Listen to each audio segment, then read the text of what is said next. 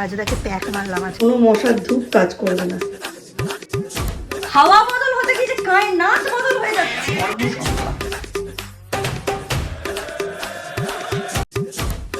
Welcome back to Chinia blogs. চিনিয়া ব্লগসের নতুন একটা ব্লগে সকলকে অনেক অনেক ওয়েলকাম। এখন বাজে ঠিক 9:30 9:30। এখন থেকেই একটা নতুন ব্লগ আরম্ভ করছি। আশা করছি আমার এই সময়ের ব্লগগুলো আপনাদের অনেক ভালো লাগছে। তাই এই ব্লগগুলো প্রত্যেকটাই দেখবেন, কমেন্টস করবেন, লাইক করবেন, সমমনস্কদের সাথে শেয়ার করবেন আর অনেক অনেক ভালোবাসা দেবেন। আমি নৈহাটির এক ছোট্ট ঘরের সাধারণ গৃহবধূ। আপনার লাইফের স্ট্রাগল আর আমার লাইফের স্ট্রাগল আলাদা কিছুই নয়, একদম চেনা পরিচিত বুহের মধ্যে আমাদের জীবন। আমরা কেউই কন্টেন্টের জন্য কিছু করার সময় পাই না, কিন্তু আমাদের যে দৈনন্দিন জীবনের লড়াই সেটাকেই আমরা ভার্চুয়াল ডায়েরিতে তুলে রাখি আমরা কন্টেন্ট ক্রিয়েটাররা। তাই নিজের জীবনের গল্প অন্যের মুখ থেকে, অন্যের পয়েন্ট অফ ভিউ থেকে শুনতে অবশ্যই আমার চ্যানেলটাকে সাবস্ক্রাইব করতেই হবে। চলুন আজকের ব্লগ শুরু করা যাক। এই দরজাটা বন্ধ কর, এইখানে তালা দিয়ে ভেতরে ঢুকে যা, কাঠের দরজা বন্ধ করে দে। এটা আমি বন্ধ করে দিচ্ছি। একটু বেরোচ্ছি, বোনের সঙ্গে যাব স্বাস্থ্যকেন্দ্রে কার্ড করাতে। বেশ অনেক দিন ধরেই এই কাজটা ডিলে হয়েছিল। বোন অনেক দিন ধরেই বলেছিল যে দিদি একটু স্বাস্থ্যকেন্দ্রে যেতে হবে, আমার সঙ্গে একটু যাবি। আসলে আমি ছাড়া ও এখনও খুব একটা বেশি বাইরের কাজে নিজে একা একা অতটা পটু না। হ্যাঁ, ব্যাংক পোস্ট অফিসের কাজে কিন্তু আমি ওর থেকে অনেক অনেক পিছিয়ে আছি, কিন্তু অন্যান্য ক্ষেত্রগুলোতে ও একাও কাজটা করতে পারে। তবে আমি গেলে কাজটা হাতে হাতে আরও সুচারুভাবে হয়ে যায়। আসলে 2-এর থেকে 4 হাতের কাজের স্পিড স্বাভাবিক বেশি। আর কথাই আছে একা না বোকা। তাই কোনো জায়গায় একা গিয়ে কাজ করার সাথে দুজন গিয়ে কাজ করাটা অনেক বেশি ইম্পর্ট্যান্ট আর অনেক বেশি ভালো। তাতে অনেক রকম পসিবিলিটিস মাথায় আসে। আর আগামী দিনে বা আগামী সময়ে যে বিপদগুলো আসতে চলেছে সেগুলো সম্বন্ধে 2 মাথায় 5 মাথায় 10 মাথায় সিদ্ধান্ত নেওয়া যায়। যাই হোক, ওই জন্যেই বোনের বাড়ি যাচ্ছিলাম। যাওয়ার পথে দেখি ও ওখানেই একটা দোকানে দাঁড়িয়ে দাঁড়িয়ে জেরক্স করছে। তাই আমি টোটোটা ঘুরিয়ে নিয়ে আবার পালবাগানে হিন্দি হাই স্কুলের কাছে চলে আসলাম।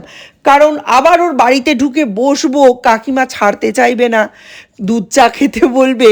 এই সব পসিবিলিটির থেকে ভালো হচ্ছে বাইরে থেকেই ওকে কিডন্যাপ করে নিয়ে বেরিয়ে যাওয়া। তবে পালবাগানের রাস্তার যা অবস্থা দেখলাম, দেখে তো আমার মাথায় হাত। যে কোনো মানুষের অ্যাক্সিডেন্ট হয়ে যাবে জানেন। রাস্তা একেবারে উঁচু নিচু, আর ওই রাস্তাতেই পর পর 2টো স্কুল, একটা প্রাইমারি স্কুল আর একটা হচ্ছে Gouripur Hindi high school. High school রয়েছে মানে বুঝতে পাচ্ছেন তার ছাত্রছাত্রীর সংখ্যা কত বেশি, কিন্তু কি আর করা যাবে। যাই হোক, এই যে আমি টোটোটা ঘুরিয়ে নিয়ে আবার দোকানের সামনে এসে দাঁড়ালাম। ওর জেরক্স করাগুলো কমপ্লিট হলো, কিছু পেপারস ওর ওখানে জমা দিতে হতো, তাই ওইখানে এসে দাঁড়ালাম।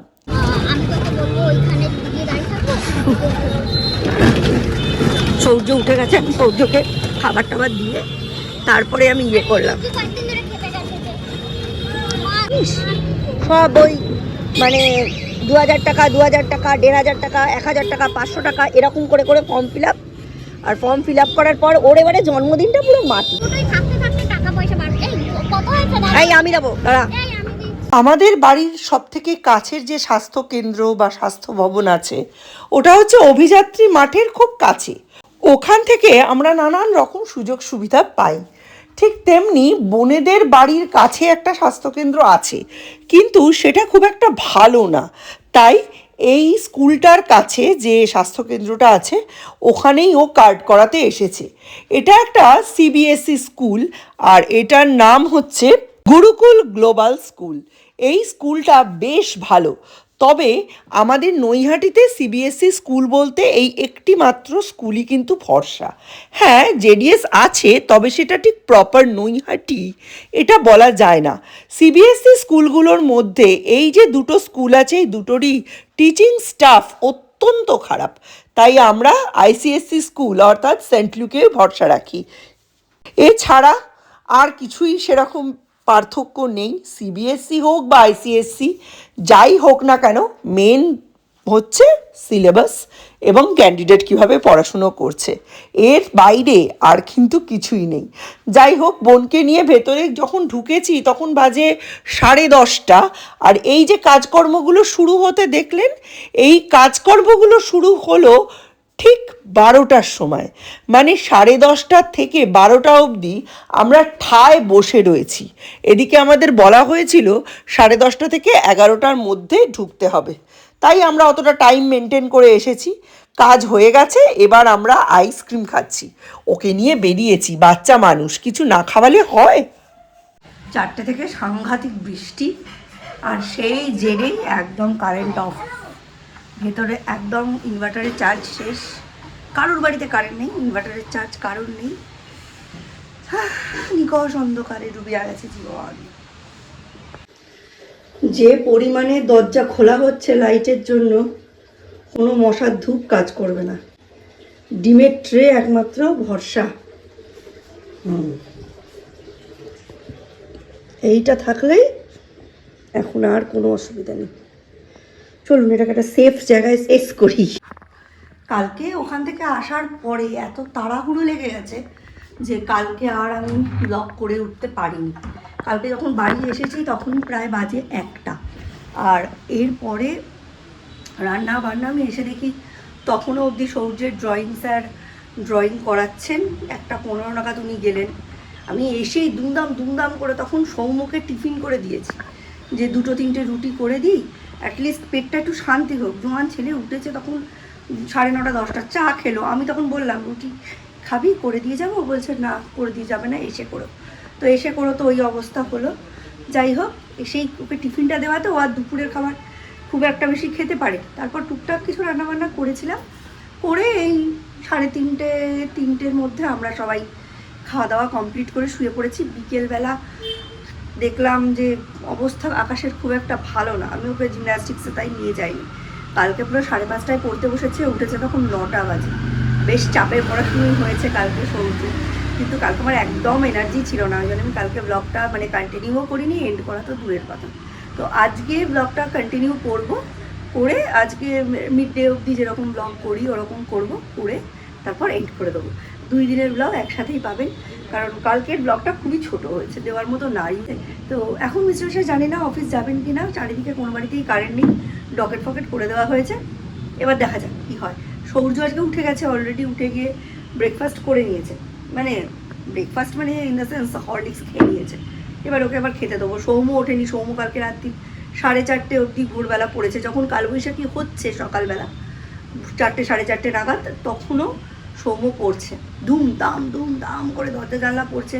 আমি দেখে গেলাম, মিস্টার বিশ্বাস দৌড়ে এসে দেখতে এলেন যে আমাদের ঘরের জানলা টানলা খোলা কিনা। তখন দেখি সৌম্য ঢিপ করে মোবাইলটা রেখে এরকম কাত হওয়ার ভান করলো। আমার পাশেই শুয়ে তো মোবাইলে পড়ে, দেখতে পাই। অত রাত্রিরে পড়তে দেখলেও বকবে মিস্টার বিশ্বাস। যাই হোক, তারপর আবার যেই চলে গেল দেখি খুলে পড়ছে। আমি এবার উঠি মেরে দেখলাম ফুটবল খেলছে কিনা, দেখি না, পড়ছে। ইনভার্টারের এই অবস্থা, কোনো কিছু হচ্ছে না, খুব বাজে অবস্থা। সকালের দিকে লো ভোল্টেজ ছিল, এখন তো প্রথম দিকে একদমই ডকেট করতে দিচ্ছিল না। সন্টু করেছে, আমরা করেছি, এখন দেখা যাক কখন আসে। রান্না খাওয়া আজকে মাথায় উঠলো, বুঝলেন, খুবই বাজে চলে। জল, কারেন্ট, এইসব জিনিসের যদি গন্ডগোল হয় খুবই অসুবিধা। এই গাছ ভর্তি যত ছিল, মুকুল ছিল, এখন রাস্তা ভর্তি হয়ে গেছে, প্রচুর মুকুল ঝরে গেছে। রান্নাঘরের অবস্থা আজকে ততই বছর। মাছটা বের করে একটু জল দিয়ে রাখতে হবে, কখন যে কারেন্ট আসবে ভগবান জানে। বাইরেটা আপনাদের দেখায়, দেখেছেন কি ঝকঝকে, আর এদিকে বাড়ির ভেতর ভুস কালো অন্ধকার। ওই দেখুন দূরে আম গাছটা দেখতে পাচ্ছেন, মুকুল কত ফাঁকা হয়ে এলো দেখুন। উফ, 10:15 এখন কারেন্ট এলো। আমি তো কুটনো কাটনা সব করে ফেলেছি, মামুনির কাছ থেকে আড্ডা দিয়ে আসি। কালকে থেকে ব্লগটা শুরু হয়েছে, আজকে বেশি ব্লগ না করলেও কিছু যাবে আসবে না, দেখি আড্ডা মেরে আসি। রাজুদা বাজার করে এলো, আমি আবার রাজুদাকে প্যাক মারলাম, আজকে তো কারেন্ট নেই, সিদ্ধ ভাত, কী এত বাজার করো। Thank you. সরো, শুনছে না ও মা, ম্যাগি। টুলটা ঠিক করো। মাথা গরম হয়ে যায়, বেশ পড়াচ্ছিলাম, তুলে নিয়ে বাজারে নিয়ে চলে গেল। এই এসে আর আমি মন বসিয়ে পড়াতে পারবো না। এখন আমি টানা 2টো অবধি পড়াতাম, এখন যদি এসে যদি পড়তে না বসে দেখবেন আমার সঙ্গে হয়ে যাবে। মানে এরা না বোঝে না। এই সন্টুকেও দেখি, বাচ্চাকে টুক করে পড়ার মধ্যখান থেকে তুলে চল একটুখানি কেক নিয়ে আসে, একটু হাওয়াটা বদল হবে। হাওয়া বদল হতে গিয়ে যে কায়নাত বদল হয়ে যাচ্ছে, সেইটা এরা বাবারা কিছুতেই বোঝে না। কেজি মানে কি চাপ হবে। এখন যদি পড়াটা আমি এগিয়ে না রাখি, পরে মাথা চাপড়ে লাভ আছে? এই যে উনুন বন্ধ করে দিয়ে পড়তে বসিয়েছিলাম, এখানে হচ্ছে আলু ভাজা, এখানে হচ্ছে সয়াবিনের তরকারি, এটাকে না ঢেকে দিই। ফুটে গেছিল, তখন কারেন্টটাও একটু গন্ডগোল করছিল, আমি ওই জন্য ভাবলাম আগে পড়িয়ে নিই, সেটাও কমপ্লিট হতে দিল না। কালকে রাত্রে একটা খুব ভালো সিনেমা দেখেছি, দ্য তাজ স্টোরি খুঁজছিলাম কিন্তু সেটা পাইনি। তাজ স্টোরির নাম দিয়ে ইউটিউবে যে বইটা রয়েছে পরেশ রাওয়ালের, সেটা হচ্ছে ধর্ম সংকট, অর্থাৎ বাংলায় যেটাকে বলা হয় ধর্ম সংকট। বইটা এত ভালো, তোমরা যদি কোনোদিন সময় পাও বইটা অবশ্যই দেখো। বইটা হচ্ছে পরেশ রাওয়াল হচ্ছে প্রকুট একদম মুসলিম বিদ্বেষী একজন সনাতনী হিন্দু। তিনি ঘটনাচক্রে জানতে পারেন যে তিনি হচ্ছেন একটি হিন্দু ফ্যামিলির দত্তক নেওয়া সন্তান। তিনি লাইফে চলতে চলতে বেশ অনেকদিন পরে প্রথমে দেখাচ্ছে গল্পটা ওরমভাবেই ওরিয়েন্টেড হচ্ছে যে উনি কতটা কট্টর হিন্দু, উনি মুসলিমদের কতটা অপছন্দ করেন। তারপর আস্তে আস্তে ঘটনাচক্রে উনি জানতে পারেন যে উনি হচ্ছেন দত্তক নেওয়া হিন্দু পরিবারের সন্তান। ওনার যিনি পিতা তিনি হচ্ছেন একজন মুসলিম, নাম শওকত আলী। তারপরে ওনার লাইফ, ওনার জার্নি কিভাবে চেঞ্জ হয় এবং এই চেঞ্জ কিভাবে পারিপার্শ্বিক থেকে জিনিসপত্র নিয়ে চেঞ্জ হয় এবং ধর্ম যে কিভাবে কিভাবে একটা মানুষকে বদলে দেয়, সব ধর্মের মূল কথা যে মূলত এক, এই সব নিয়ে বইটা খুব ভালো বই। ওইটা দেখলাম, দেখে টেখে রাত্রিবেলার দিকে শুতে যাচ্ছি, তখন ফিরে এলো ইচ্ছে। ইচ্ছে এমন একটা মুভি যেটা আমি যতবারই দেখি না কেন আমার মনে হয় আরেকবার দেখবো, বেশ কদিন পরে আরেকবার দেখবো। এই করতে করতে ইচ্ছেটাও দেখলাম, দেখে টেখে কালকে রাতে ঘুমোতে গেছি। আর আজকে তো রান্না টান্না করে দেওয়ার পরেই খাওয়া দাওয়া একদম যথাসময়ে 2:45-র মধ্যে হয়ে গেছে। হয়ে গিয়ে শুয়ে টুয়ে একটু আগে উঠে আমরা চাটা খেলাম। দীপের আজকের মধ্যে কেমিস্ট্রি সব রিভিশন শেষ, কালকে থেকে কমার্শিয়াল আর্টসের রিভিশনগুলো শুরু হবে। ওর ফ্রাইডে আর স্যাটারডে 2 দিন পরীক্ষা। ফ্রাইডে হচ্ছে কমার্শিয়াল আর্টস আর স্যাটারডে হচ্ছে স্যাটারডে হচ্ছে কেমিস্ট্রি। আর এরপরে আবার মার্চ মাসের 9 তারিখে গিয়ে ওর পরীক্ষা, ঠিক আছে? তার মধ্যেখানে কোনো পরীক্ষা নেই। এই গ্যাপটা তবু ছোট, মানে 28-এর পরে 9, মানে প্রথমে 8 দিনের গ্যাপ। এই 8 দিনের গ্যাপের মধ্যে যে পরীক্ষাটা রয়েছে, মেনলি ম্যাথ রয়েছে 9th of মার্চ, সেটা প্র্যাকটিসে কেটে যাবে, তাই না? আজকে সকালবেলা সূর্য তো প্রচুর পড়েছে, এখন আর পড়তে বসাতে আমারও আর ইচ্ছা করছে না। মানে এখন পড়তে বসালে সেই খিচাখিচি, আর ওর বাবা চাইছে পড়তে বসাই, কারণ সারাটা দুপুরও ঘুমোইনি, আমি ঘুমিয়েছি সারাটা দুপুর। মিস্টার বিশ্বাস, সৌম্য, সৌর্য ওরা সব অভিযাত্রী মাঠে গিয়ে খেলা টেলা করেছে। আমি এখন পুরো ফ্রেশ মাইন্ডে রয়েছি। এদিকে রান্নাও নেই, রান্নাঘরও গোছানো হয়ে গেছে, বাসন টাসন সবই মোটামুটি এক্সট্রা বাসন টাসন যা আছে সব এখানে যে মেজে টেজে রেখে দিয়েছি। এমনি আর কিছু নেই। সৌম্য পড়তে বসে গেছে, আর সৌর্য পড়তে বসাতে কেন চাইছে, যতক্ষণ না সৌর্য পড়তে বসবে সৌর্য মিস্টার বিশেষকে কোনো কাজ করতে দেবে না। তাই চলো নাকি রাতে রান্নাবান্না তো আপনাদের দেখিয়েই নিয়েছি, এমনি আবার কালকে আজকের ব্লগটা আশা করছি আপনাদের ভালো লাগবে। যদি ভালো লাগে অবশ্যই লাইক করবেন, কমেন্ট করবেন, শেয়ার করবেন। আপনাদের মতামত আমার কাছে ভীষণ ভীষণ গুরুত্বপূর্ণ। আমি ব্লগ করাটা আলাদাই এনার্জি পাই, মোটিভেশন পাই আপনাদের সঙ্গে কথা বললে। নতুন ব্লগে আবার দেখা হবে ছোট্ট নৈহাটি থেকে একটা অতি সাধারণ গৃহবধূর রোজকার লড়াই, হয়তো বা একঘেয়ে লড়াই আপনাদের সাথে। নতুন ব্লগে আবার নতুন করে দেখা হওয়ার জন্য আজকে তো বিদায় জানাতেই হবে। তাই আজকে tata, bye bye, good night.